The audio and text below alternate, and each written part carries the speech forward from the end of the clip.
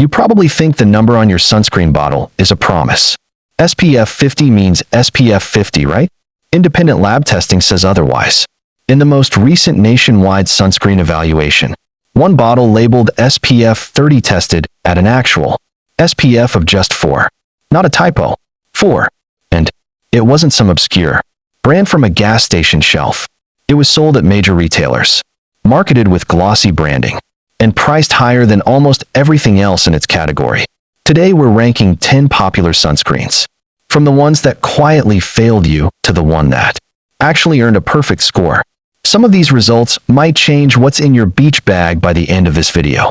Before we start ranking, you need to understand who's actually checking these claims.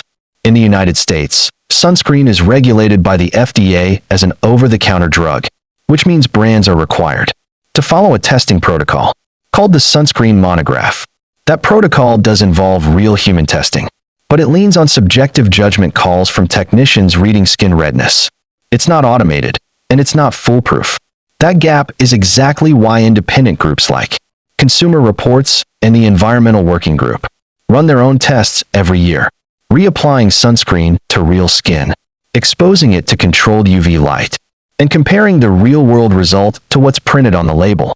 What they keep finding year after year is a persistent mismatch between promise and performance. Let's start at the bottom of our list, because this is where the biggest surprises live.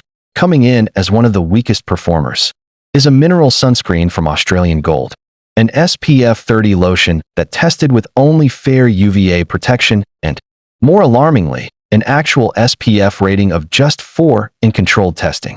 That's not a rounding error.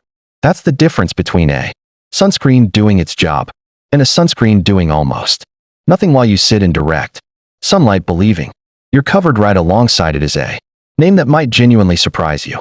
A celebrity-branded moisturizer with SPF 30, priced at $55 for less than 2 ounces.